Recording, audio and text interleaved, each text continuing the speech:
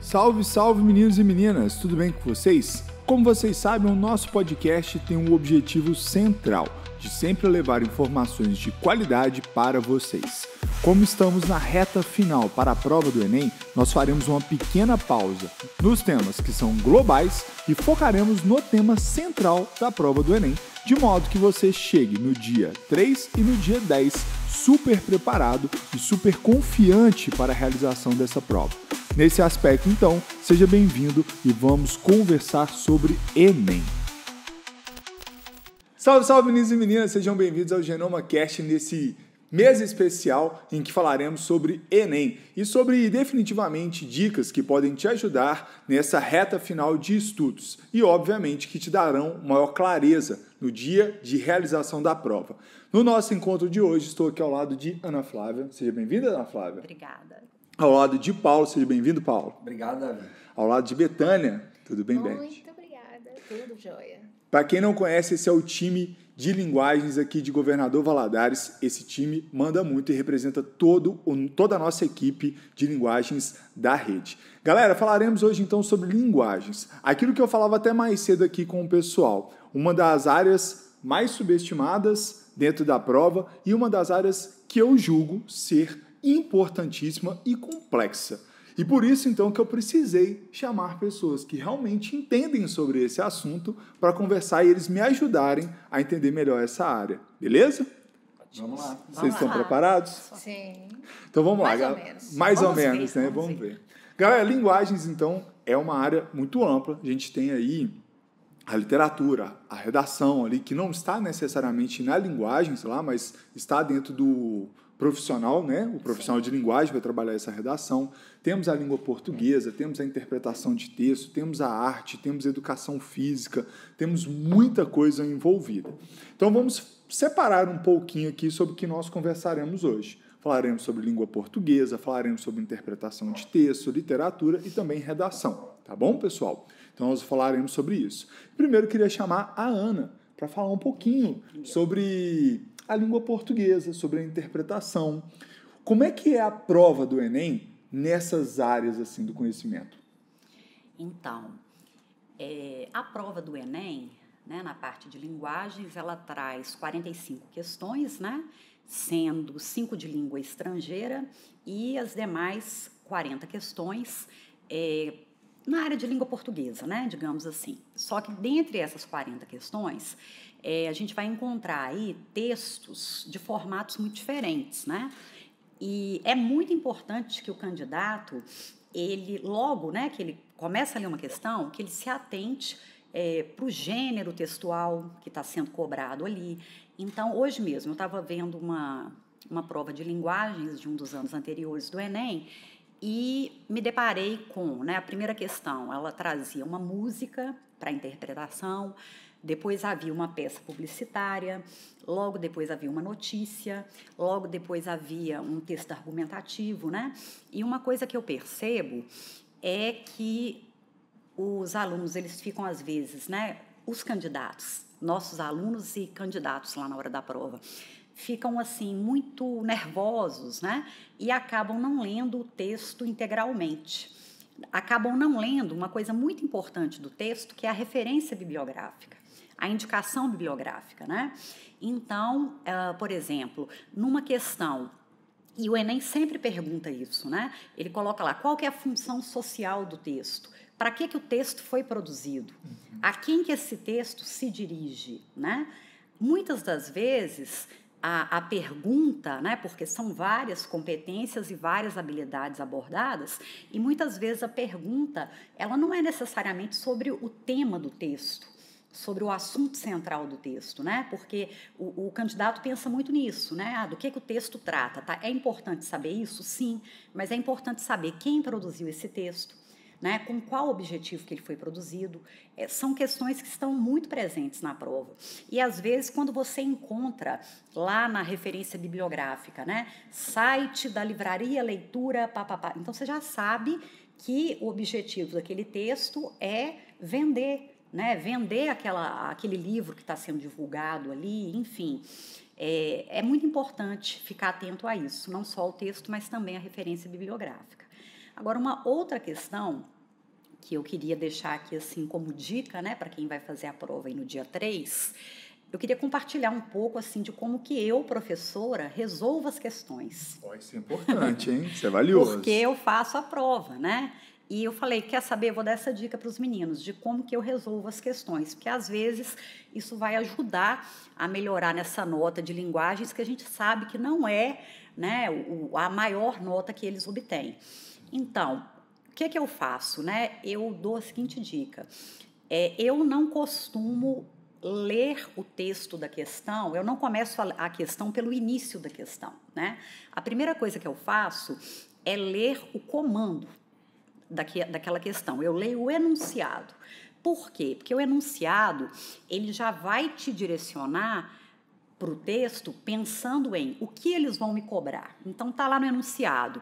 Esse texto, né, foi escrito com o objetivo de, ou ele foi escrito direcionado para, ou ele trata de. Então, se eu leio o enunciado e logo depois eu leio o texto, o meu raciocínio ele já vai, né, direcionado. E uma coisa que pode ser útil também é sempre pensar naquelas alternativas ali. A gente sabe que das 5 alternativas, apenas uma estará no gabarito. Então, quando a gente pensa em alternativas que são parecidas, alternativas que são semelhantes, né, muitas das vezes a gente já pode eliminar essas alternativas.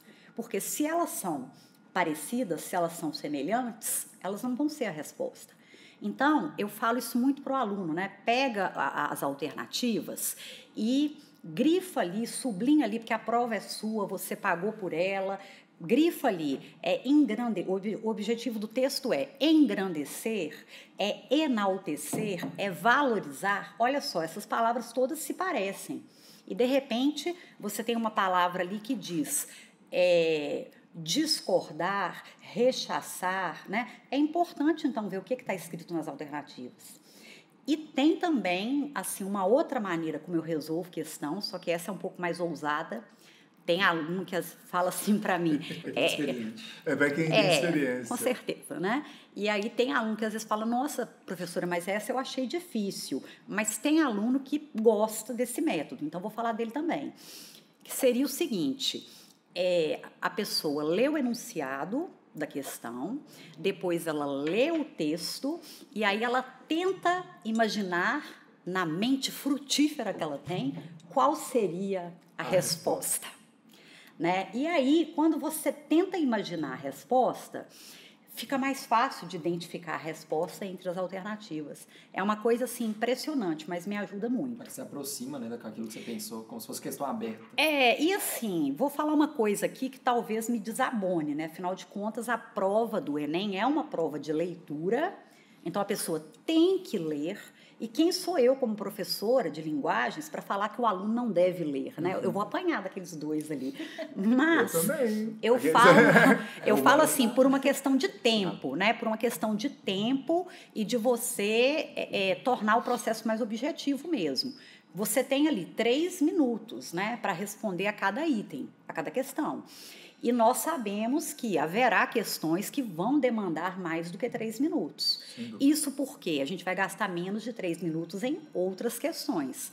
Então, o que eu falo é, leu o enunciado, viu o que a questão está pedindo, leu aquele texto, chegou até a metade dele, já conseguiu obter a resposta, vai embora. Sabe? Vai embora. Assim, não estou dizendo que a leitura não seja fundamental no processo. Ela é tão fundamental que ela vai fazer você priorizar aquilo que tem que ser lido.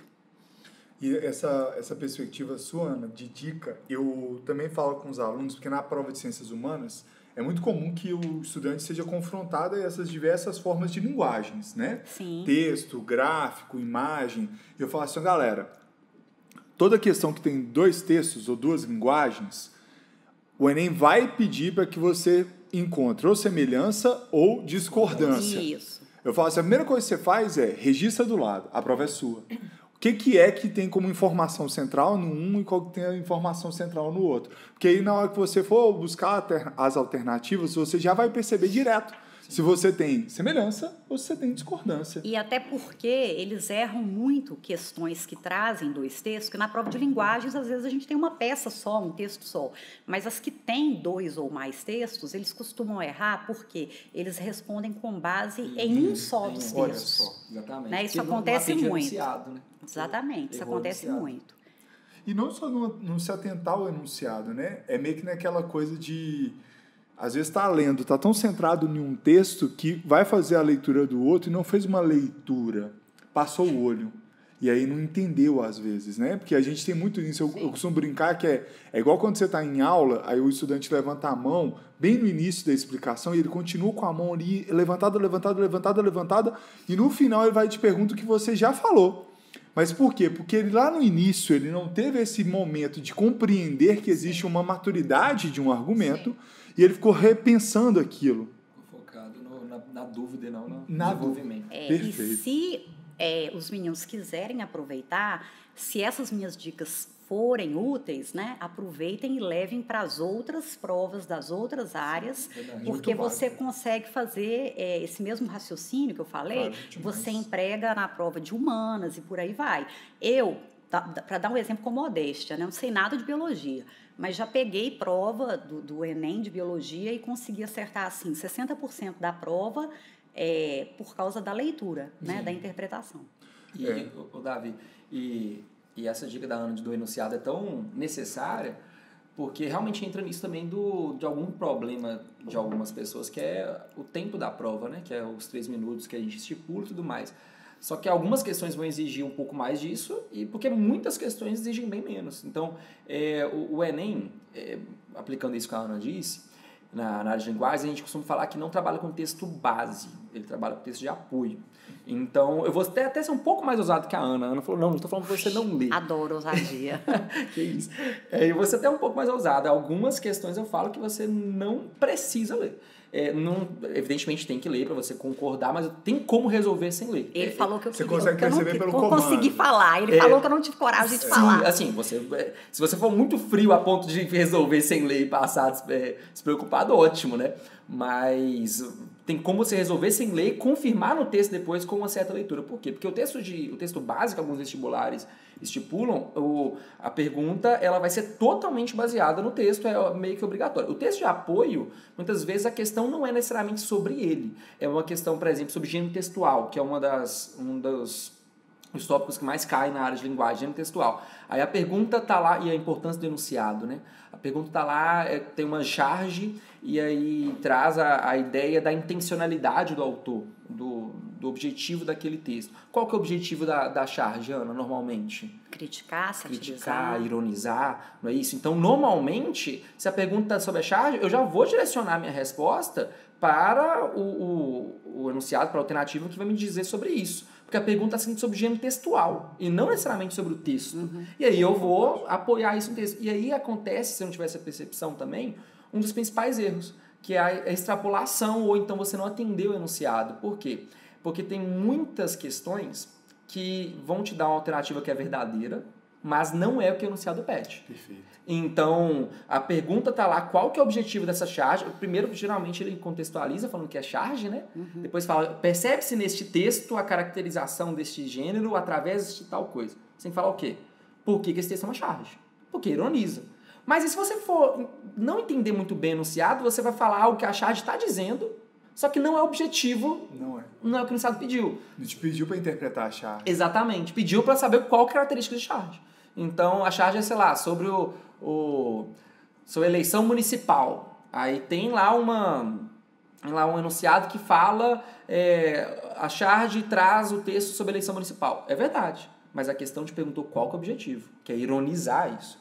Então, você poupa muito seu tempo. Às vezes, o textão gigante, você leu... a questão não é sobre o texto. É texto de apoio, não é texto de base. É sobre gênero textual. A característica do gênero textual é essa. Marquei. Confirmei no texto? Confirmei. 30 segundos já passou para a próxima. Então, o enunciado é rei. E aí entra naquela história, né? Por vezes as pessoas falam assim, o Enem é uma prova de interpretação.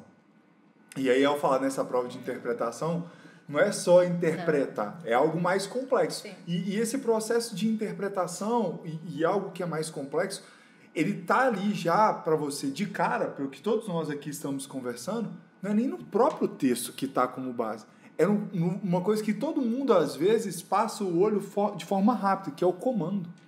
O comando é a chave da questão. O comando é o Ele comando, direciona, né? É o comando. Ele É o comando. direciona. Esse é Às o vezes o comando. aluno não tem nem tanto conhecimento, mas ele interpretou, ele compreendeu o comando, e o comando, ele, como a Ana falou, mais rápido. Às vezes ele não precisa ler tudo, mas ele conseguiu compreender, tirar ali exatamente, né, o que é para ele fazer, então ele já vai no texto já direcionado. Exatamente. E dentro desse aspecto, né, Paulo, você colocou aí sobre gêneros textuais eles serem extremamente recorrentes na prova, Sim. né? Existem mais algumas temáticas que o estudante pode ficar atento? Vamos pensar assim, reta final. A gente sempre tem aquilo que a gente precisa, às vezes, dar uma focadinha. E tem aquilo que a gente pode deixar um pouco de lado. Sim. É lógico que a gente vai falar, para ninguém aqui falar assim, ó, deixe de lado alguma coisa, mas a gente pode virar para o aluno e falar assim, ó, dá uma olhadinha nesse aspecto. Na literatura, por exemplo, existe algum tipo de coisa que o Enem acha assim meio gostosinho de abordar recorrentemente? Existe. Falou de gostosinha, ela deu uma risada. Ela deu uma risada. Claro que ela imaginou partes da matéria de linguagem. Claro. Mas o que acontece? Coxinha. Coxinha. E em linguagens, meus colegas certamente vão falar até melhor sobre isso, em geral, e depois na literatura, a gente tem umas figurinhas repetidas ali, né? Variações linguísticas, funções da linguagem, e muito texto de compreensão. Mas dentro da literatura... E assim, é quase carimbado, né, Ana? Funções da linguagem, acho que toda prova Todo a gente ano. vai ter Umas 2, 3 3. questões ali. Já houve ano com 4. 4. E é delicioso porque, assim, você aprendeu uma matéria, você vai acertar as 4. É batata. Você vai acertar as 4. Nossa, que bom isso, hein? E aí Não, isso é entra... fantástico, velho, porque é 4 que você já tá matando ali. Sim, e assim, acaba... O problema de subestimar linguagens, de ir na facilidade de falar que é interpretação, e lá eu resolvo, é isso, porque aí você perde essas partes conteudistas. E falar que o Enem não é conteudista, por mais que recentemente, de fato, está contextualizando ainda mais, acaba sendo leviano, eu diria, porque na literatura também tem conteudismo e muito bem aplicado. Eu acho que o Enem é realmente a melhor prova feita no Brasil, porque é extremamente bem desenvolvido os itens, né? Mas aí tem funções de linguagem, tem variações linguísticas. Dentro da literatura, a gente costuma falar sobre... A gente trabalha com literatura de forma cronológica. O aluno, ele sabe que a gente trabalha desde antes de 1500 com ele, porque a gente vai falar lá do trovadorismo de Portugal, de 1300, a gente fala sobre Luís de Camões, só que o foco em si é no Brasil, né? Então, em 1500 para cá, a gente trabalha sobre tudo. Só que o foco tá ali de 1881 para recente. Como assim? Desde o realismo, naturalismo, modernismo. Então, assim, quanto mais recente, a dica é essa, né? Quanto mais recente, mais recorrente costuma ser. E tem algumas figurinhas carimbadas nas últimas provas, que é quais? A gente vai ter o naturalismo. O que é o naturalismo? O naturalismo vai ser um movimento literário, Davi, que vai acontecer ali nos últimos 20 anos do século XIX, ou seja, 1880. Em 1880, se é de humanas, você sabe melhor ainda o contexto, a gente vai ter inúmeras efervescências culturais e científicas, né? A gente vai ter Freud falando algumas coisas, a gente vai ter revoluções industriais, revoluções científicas. Muitas ciências, antropologia nascendo. Exato, cara. Muita coisa. E aí a gente vai ter no naturalismo um certo darwinismo social, que é o quê? De que a biologia ela importa muito, e os autores naturalistas eles vão falar que o ser humano ele não tem o livre-arbítrio dele. Ele vai falar que o ser humano é determinado pelos seus impulsos, seja ali impulsos genéticos, seja impulsos sexuais, e até mesmo pelo meio que ele convive. Então, por ser um estilo literário que vai analisar muito ali a parte da sociologia, da filosofia, da literatura, essas obras, não as obras em si, mas a ideia naturalista de que o ser humano ele é influenciado pelo ambiente e pela sua própria genética, biologia e funções, está sendo muito recorrente ali desde 2015. Mas tem naturalismo, a gente vai ter também... aí entra a literatura... Ô, Paulo, e Pode deixa eu te fazer uma pergunta que agora vai ver a dúvida, né? Eu falo, mas todo mundo na mesa tem condições de eventualmente responder. Por que vou fazer essa pergunta? Porque o Enem, na área de humanas, ele sempre traz muita discussão sobre escravidão. E a gente sabe que esse contexto da história, 1880, Sim. é o fim da escravidão no Brasil, e existe um discurso aí de branqueamento racial.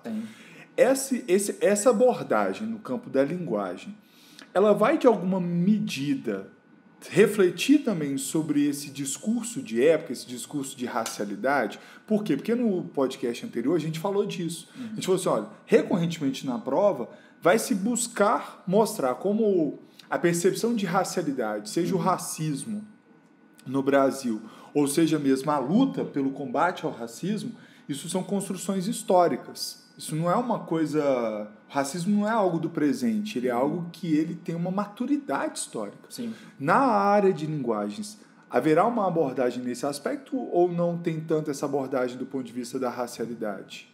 Bom, além dos textos não literários que normalmente trazem, né? Pode sim, na literatura, vez ou outra vem aparecendo e a tendência é que aumente, né? Mas até mesmo essa parte que eu falei do naturalismo, ela esbarra nisso, por quê? Porque essa coisa do ser humano ser determinado pelo ambiente, pela genética, a gente chama de determinismo, né? Uma corrente filosófica científica. E o determinismo, ele, de forma exagerada, ele tem suas preocupações, porque, por exemplo, o ser humano é totalmente determinado pela sua genética, biologia. Então, alguns autores, eles vão ter um viés até mesmo preconceituoso baseado nisso. Porque, por exemplo, a gente vai ter Euclides da Cunha, na obra chamada Os Sertões, que fala sobre o conflito de Canudos. Ele é totalmente influenciado pelo determinismo. E lá ele vai falar o quê? O sertanejo é, sobretudo, um forte. Não tem o raquitismo neurastênico do mestiço do litoral. O que é isso? Ele está falando que a pessoa que está lá no arraial de Canudos, né, dentro do conflito, ele é forte e ele não tem a fraqueza anêmica dos baianos que moravam no litoral da Bahia. Ou seja, se eu sou mestiço aqui da Bahia, eu sou naturalmente fraco. Percebe? Então pode sim trazer às vezes um texto desse, você tem que perceber que o autor ele é influenciado por esse determinismo e você tem que perceber que essa é uma visão preconceituosa. Então, o Monteiro Lobato vai falar disso Tirou da minha... Exatamente, do caipira, vai falar o personagem Jeca Tatu, que é um personagem extremamente determinista no sentido de ser fraco também. Então, não só racial, mas social também. Então, esse determinismo é aplicado. Mas eu tenho visto, nas últimas provas do Enem, muitas questões abordando temáticas relacionadas à mulher, ao papel da mulher, né, na sociedade. Essa coisa do empoderamento feminino. Vi uma questão hoje sensacional comparando uma mulher do século XIX com a Kate Middleton, né, a princesa lá. Então, assim, a questão do trabalho está muito presente. E vi, com relação a essa questão racial, uma questão hoje sensacional sobre as cotas raciais. E aí a pessoa tem que entender que a prova do Enem é uma prova que defende os direitos humanos. E isso já vai te ajudar na resposta. Porque qualquer coisa, né, que desrespeite os direitos humanos ou que esteja fora disso não será a resposta. Exatamente. Né? Ela mais que os direitos humanos, né? Ela, só para contextualizar ainda mais, ela vai se sustentar em cima da Constituição de 88. Sim. Né? Então, assim, tudo que estiver dentro da norma da Constituição de 88 vai estar lá. E, salvo me engano, Betânia, se tiver que ela pode me corrigir, a lei de cotas, ela vai amadurecer na década de 90, mas ela está no projeto. Né? Porque um dos constituintes foi o Florestan Fernandes, e ele é o pai da lei de cotas, né? Então pode ser que nesse contexto já existia ali essa discussão. Sim. E por isso que isso faz muito sentido. Mas as minorias, né, elas são abraçadas pela Constituição Cidadã. Exato.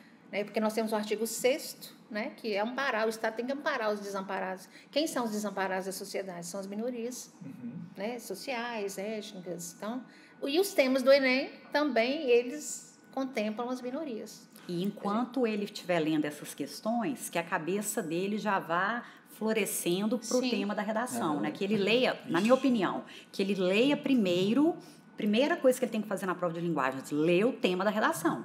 Até para passar a ansiedade, para acabar, ler o tema da redação, Eu sou da opinião de ir para a prova de linguagens, fazer questão, para depois voltar nela. Porque aí, vamos ver se a Betânia concorda. Mas isso é muito massa, né? Porque, assim, cada profissional, e eu acho que o mais legal, assim, eu falo por mim, né, que estou aqui do outro lado, é perceber que, assim, o que torna uma equipe eficiente é exatamente as diferentes diversidade. A diversidade.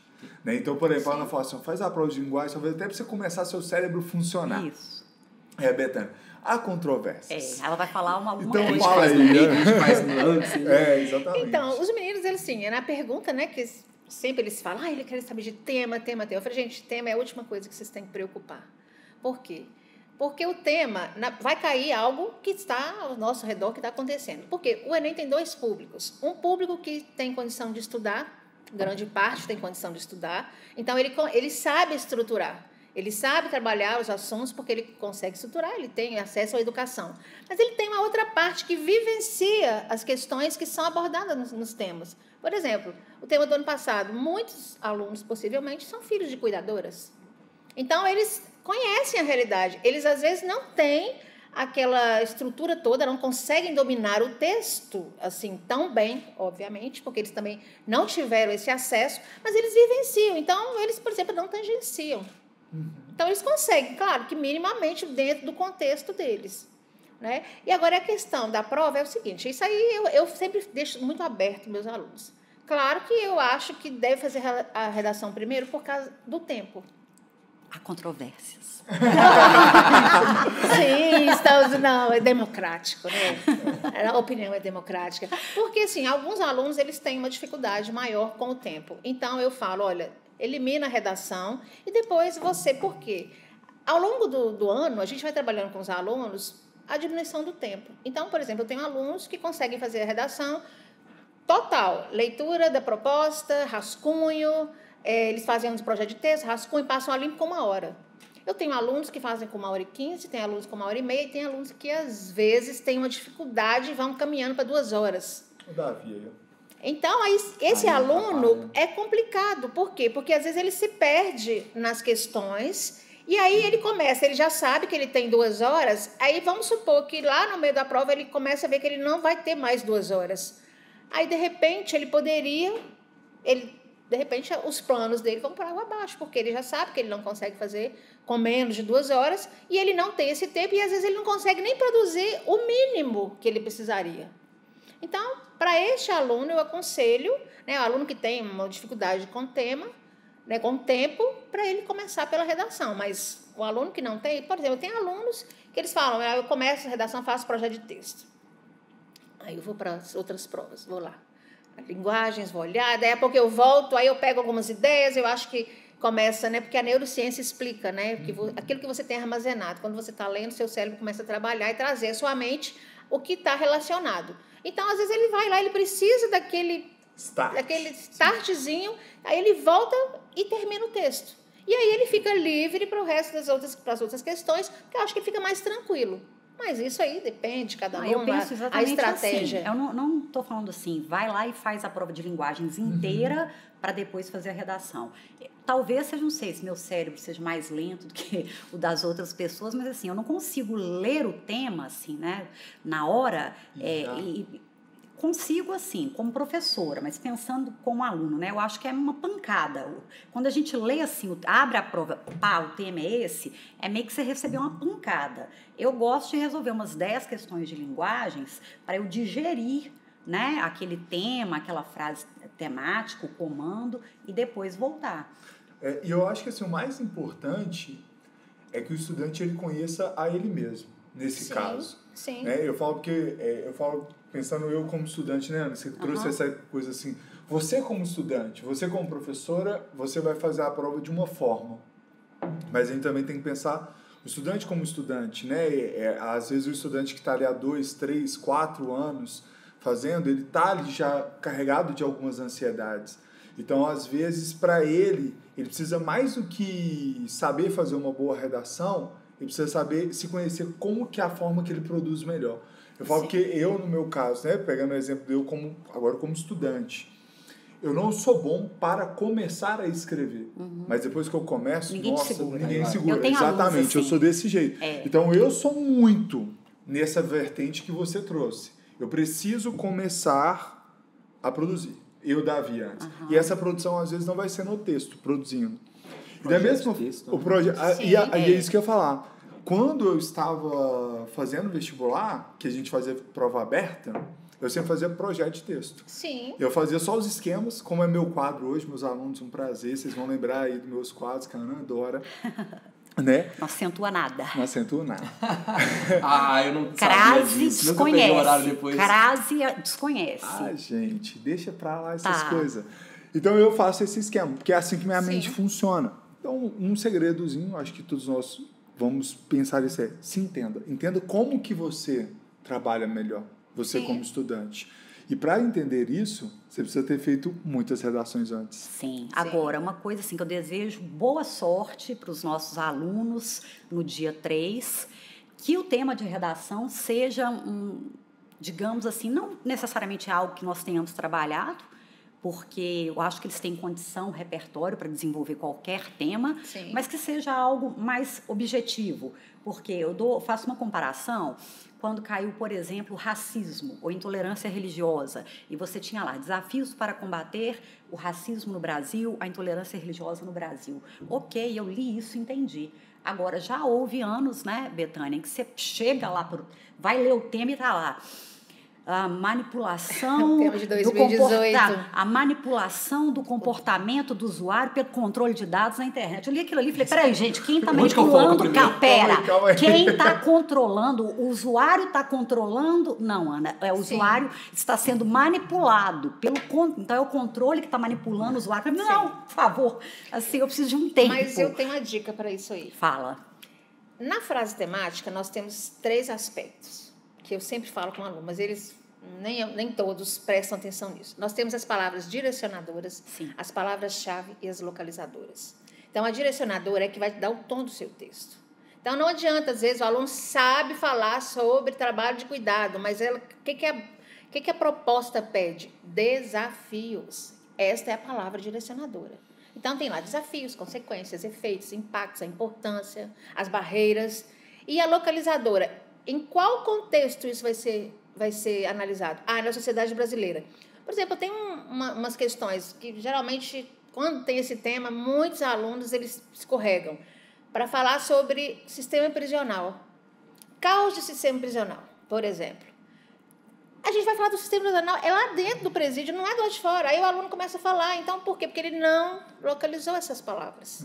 Então, ele precisa ficar, assim, na frase temática, porque não, aquele que a gente falou, não, ele interpretou o tema, ele não tem que interpretar, ele tem que compreender. E a primeira coisa é localizar a direcionadora. Então, a direcionadora é essa, a palavra-chave, isso tudo aqui, a direcionadora está girando em torno dessas palavras-chave, porque isso também vai dar o tom do texto dele para não tangenciar e nem fugir do tema. Nesse ano, né, foi 2018, Davi, aconteceu uma coisa muito engraçada, porque logo que o tema saiu, né, manipulação do comportamento do usuário pelo controle de dados na internet. Hoje eu já sei direitinho. Aí, na página presidencial, tá, no ano em questão, eles colocaram, né, parabéns ao INEP por abordar um tema tão atual que são as fake news. O tema não era fake news. E aí o INEP respondeu, né? O tema não era necessariamente este. E eles tiveram que apagar isso da página. Maravilhoso. É maravilhoso. Inclusive, essa coisa me fez lembrar da vez que a esposa do Caetano Veloso mostrou para ele que caiu a questão, né? E aí, nesse contexto, era perguntando qual que era a interpretação da música. Os compositores nunca sabem qual é a resposta. Mas aí entra... Por que eu estou dizendo isso? Óbvio isso? É porque, no fundo, a música não está falando sobre a interpretação da letra. Aquilo que a gente falou. É isso que eu queria completar. Por que ele não aceitou? Porque ele não fez... Ele estava estudando para ele. Ele não estava ele estava ali na imagem, e é importante que as pessoas entendam, ele estava na imagem como criador daquilo, ele não estava na imagem como um cientista, alguém que está estudando aquilo. E aí entra mais uma vez naquilo que vocês disseram. É preciso ficar atento ao que está sendo perguntado. E às vezes não é sobre a interpretação da música alegria, às vezes é sobre outros aspectos, às vezes é sobre o uso da palavra alegria. Sim. Às vezes sobre o gênero, às vezes sobre o contexto. E lembrar também que essa prova, ela é baseada na teoria de resposta ao item. Então, não adianta ele acertar questões difíceis, mas errar questões fáceis, né? Porque quem conhece a atriz sabe que se você acerta as difíceis e erra as fáceis, vai ter anulação de questão ali. Então, viu que a questão... Tente garantir, né, primeiro as questões mais fáceis. Tenta acertar, talvez até já passar para o gabarito essas questões. E você viu que aquela questão está te tomando muito tempo, eu não sei, se for um caso, né, de a pessoa ter que chutar, eles me perguntam isso, né, professora, quando eu estou fazendo prova de linguagens, qual que eu chuto? Né, A de amém, B de eles começam a brincar com isso aí. Eu falo, gente, tenta fazer... O ideal é não chutar na prova de linguagem, mas se tiver que chutar, tenta fazer um chute meio racional. Né? Tenta pelo menos racionalizar. Vai excluindo algumas coisas. Isso, tenta racionalizar. E bora com o tempo. E uma coisa que meus alunos sabem muito disso, que o que é comum para a gente resolver questões, né? Muitas vezes a gente vai eliminando, deixa duas. E às vezes a principal distratora e a correta, né?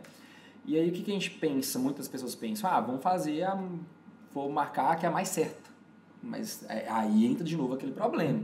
Não é a que é mais certa. A dica você não vai marcar qual que é a mais certa. Você vai comparar as duas, não uma entre cada uma com outra. Você vai comparar as duas com o enunciado. O enunciado, por mais redundante que seja a gente falar disso, é porque é muito importante. O enunciado é totalmente o motivo do erro e do acerto da questão de linguagem. Então, você não vai comparar qual das duas que é mais certa, porque às vezes você vai numa interpretação que não é o que o enunciado está pedindo, e é a mais certa, de acordo com o texto, né?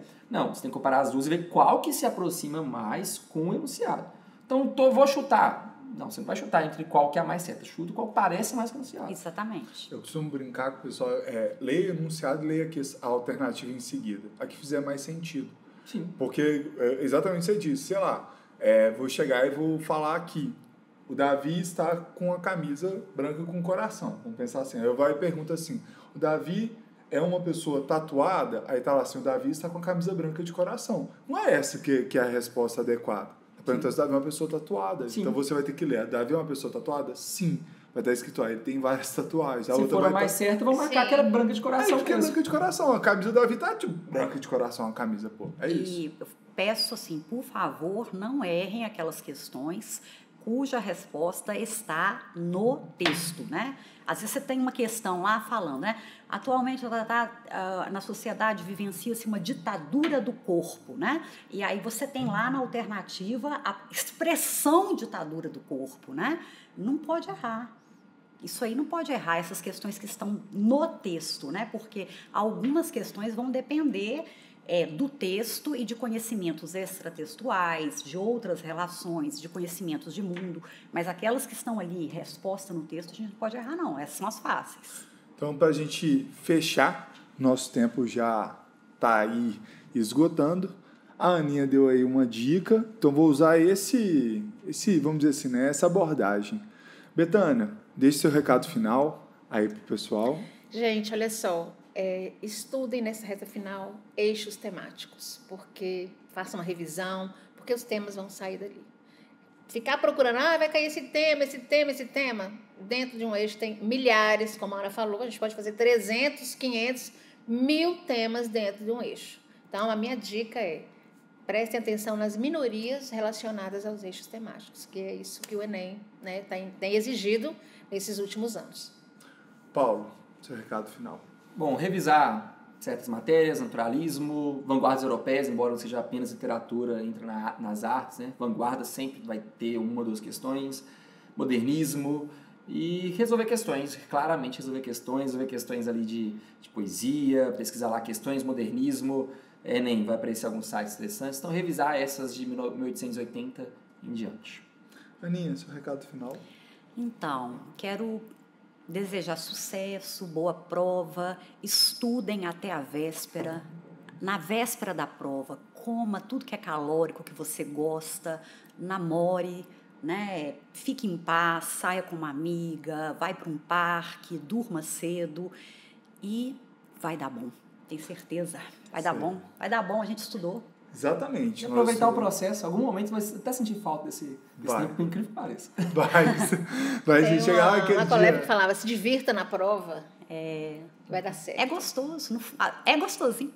Eles se prepararam o ano todo para isso. Às vezes tem gente que tem mais de um ano se preparando, então é o momento. É o dia 3 está aí. Exato. E vai dar muito certo. Eu costumo brincar com o pessoal assim que fazer vestibular, né, é uma condição de ser um atleta, né? E o atleta, o que ele mais quer não é a preparação, é o evento. Sim. Então a gente tem que chegar no evento. E o evento faz parte. É nervoso, dá Sim. nervosismo, mas é realização, né? Sim, realização. Sim. Gente, queria agradecer muito vocês. Betânia, muito obrigado. Eu que agradeço. Paulo, muito obrigado. Aninha, muito obrigado também, agradeço. tá? Pessoal, eu queria deixar a vocês aí um grande agradecimento. Queria pedir que vocês compartilhassem com as pessoas que precisam também, tal como você, a estudar e entender o que é essencial para ir muito bem nessa prova do Enem do dia 3 de novembro. Queria também pedir vocês para darem joinha aí, né? Ajude a gente a engajar, por favor. E também compartilhar nas outras plataformas, Spotify, YouTube, que você estiver assistindo aí. Gente, muito obrigado. Até semana que vem, onde nós conversaremos com o time de natureza. Bye, bye.